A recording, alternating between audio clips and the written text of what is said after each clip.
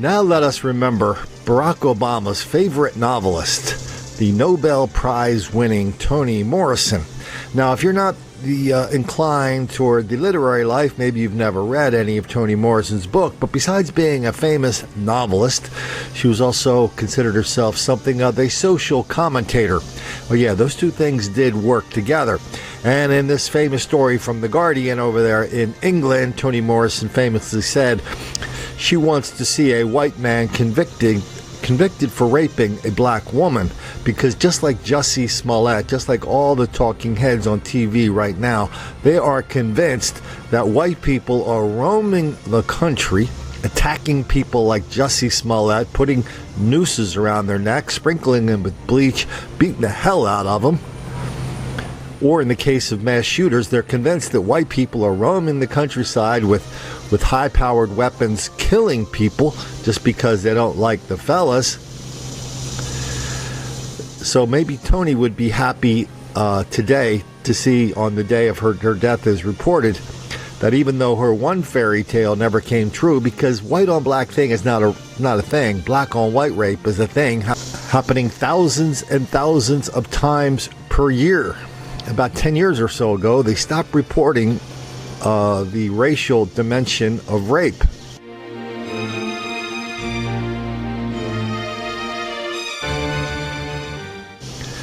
You know, that's weird, because, I mean, we've seen over the last 15 years, they're taking a deep dive on every single racial number you can imagine. It's kind of like the schools.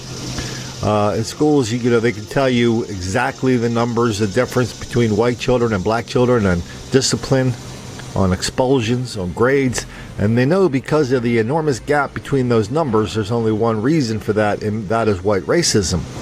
But then you turn around and go, boy, you guys really got a good handle on those numbers, even though most of them are made up. I congratulate you. Now, can you tell me, when we talk about the 22,000 teachers who are attacked every year, how's that racial makeup break down? Is it white students attacking the teachers or black students? And they look at you and say, Colin, we don't look at the world through the lens of race. We're colorblind, Colin. Which is one big fat lie for saying, oh, sorry about that. We know that black violence against teachers is wildly out of proportion. But just like Toni Morrison, we're going to be in denial, deceit, and delusion about it and pretend that it's a white thing.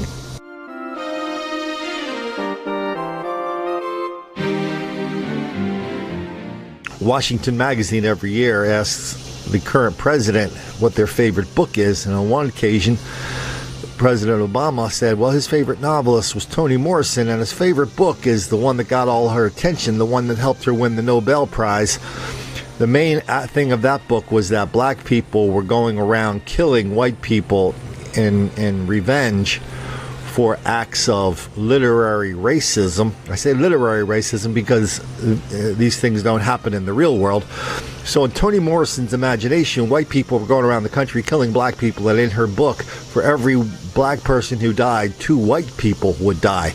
Yeah, that is President Obama's favorite book. Because just like this, she wanted to see a white man convicted for raping a black woman. Toni Morrison was convinced that white people are roaming the country killing black men, and no one knows about it. Or the people who know about it are keeping it secret. Or the people doing it are getting away with it. Just like we're seeing on this mass shooting thing today.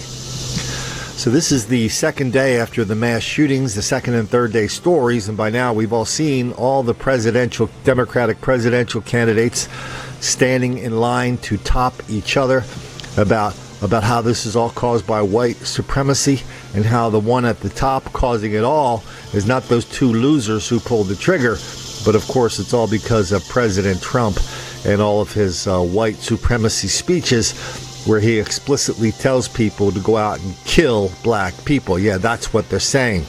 The blue checkers are falling in line. Mika Brzezinski is falling in line. Morning Joe's falling in line. Everybody's falling in line, telling everybody that mass shooting is a white thing. And the few people brave enough to take on the truth, which is, oh yeah, well, if you just look at the numbers, just like the New York Times said, 75% of mass shooters are black. If you look at that number, then all of a sudden everybody starts hemming and hawing and giving us these fairy tales to explain the real number, which basically says, oh yeah, if you want to figure out who's doing the mass shooting in this country, just eliminate every single black person that's guilty of mass shooting. And then when you eliminate that, then you'll have a clear picture of the real mass shooters in this country, which by that mathematical turn out to be 100% white. Well, we don't play those little fantasy games here. A mass shooting is somebody that shoots 3 or more people. It's a black thing. Every week we've been documenting lately for the last couple of months. We've done probably 10 of these stories this year. We're documenting how every week, we're seeing 15, 20, 25, 30, 40 mass shootings by the fellas, 1 or 2 by Hispanics. And this week, we have twice as many as last week. We have 2 white shootings this week. We had 1 last week. So why don't we run through some of these mass shootings from the fellas? Because unless we list them, unless we show them the headlines, they're just not going to believe it. They don't believe it now, but we have to do it and put it right in their face and say, ignore this. Turning now to the violence here in Chicago. 2 different shootings overnight with multiple victims. 7 people were shot at a park. 8 were shot in another incident. When we rolled up on the 2600 block of Carroll Street, there were people running, screaming, crying. One young boy was being helped away by an adult, and he was saying, quote, "They shot everybody, bro. They shot everybody." And now at 11, teenagers, gunfire, and an Airbnb property. Tonight, new details from the phone calls for help and the rules and regulations surrounding short-term rentals in your neighborhood. Thanks for joining us tonight at 11. I'm Yolanda Harris. And I'm Jerry Revish. Well, Crime Tracker 10's Lacey Crisp spent the night talking with police as well as Airbnb. There's gunshots, and there's probably 2 dozen. What looks like maybe 18 to 24-year-olds. 5 people were shot inside this Airbnb on Long Street early Tuesday morning. There's more gunshots. I just heard 5 more gunshots. Okay. Witnesses called 911 saying it was a chaotic scene where it looked like a lot of kids took off running as soon as shots were fired. I was in the bathroom and I just heard a bunch of gunshots. I thought they was banging on the wall, and I came out and everybody started screaming and running.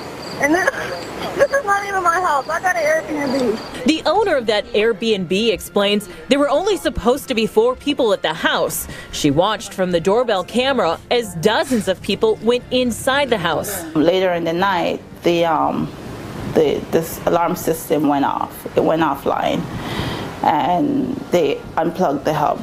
That's when she decided to check out the house to see if everything was okay. When she arrived, she saw a sea of flashing lights. For this to happen and happen on my property, that kind of made me feel, really bad. You can see all the holes left in the walls. The bullet is actually still lodged right here. Now, Williams tells me she hasn't counted up how many bullet holes are throughout the house, but she says it's not going to deter her from renting out Airbnb again. And we're learning new details tonight about a man described as a disgruntled employee who opened fire at a Walmart in South Haven, Mississippi this morning. The police say 39-year-old Martez Abram apparently began setting a fire inside the store, sparking chaos. At some point, they say he chased the store manager to the parking lot where he shot and killed him. Brown was a father of 2 boys. A second employee was shot to death inside the store. Police responded within 3 minutes, shooting and wounding Abram, but not before he shot one of the officers. Now, 2 men died and 3 others were hurt, including a toddler.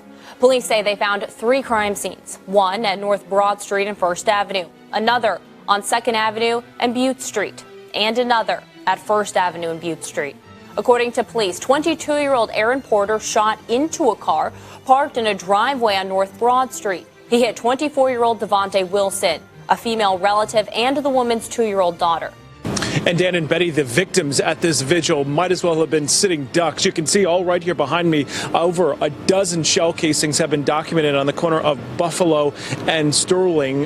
This is where police have been centering their investigation. It appears the gunman opened fire right there in the middle of the street, training that weapon right on the folks that were gathered, where you see all those candles this morning, for someone who passed away earlier last week from natural causes. It's unclear, though, why this gunman targeted at least one of the victims here last night. It was around 2 o'clock in the morning when police got the 911 calls and ShotSpotter activation for that shooting right here on the corner. 4 people were rushed to area hospitals, 2 men, 2 women in their 20s and 40s. Rick, police say 2 people died in that triple shooting that happened, they say, during a drug deal. Corey Powell is charged with 2 counts of first-degree murder and 1 count of attempted murder after a weekend shooting here in Essex. Police say it happened just after midnight, early Saturday morning on Foxcroft Lane during a drug deal. Breaking news less than an hour ago. Portland police making an arrest in the deadly shooting of a Portland State student athlete.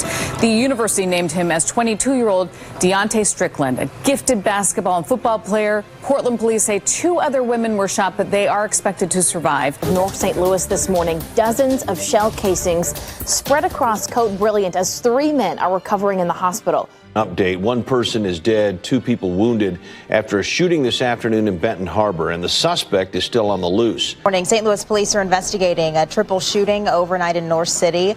Officers say it happened on Cote Brilliant near Goodfellow. 3 men showed up to the hospital with gunshot wounds. Please, sir, I want some more.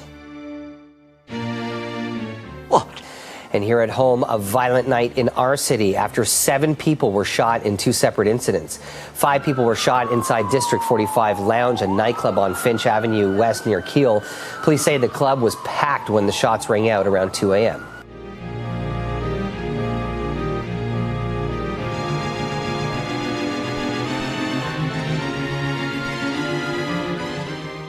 God, it's too bad Toni Morrison never wrote a book about white mass shooters roaming the countryside, attacking black people all over the damn place, while the President of the United States encourages it, tells people to do it, looks the other way when it's happening. I mean, that's what we are expected to believe now. And if you don't believe it, people like Toni Morrison and all of her acolytes, well, they would definitely stand up and tell all the black kids they should be very angry.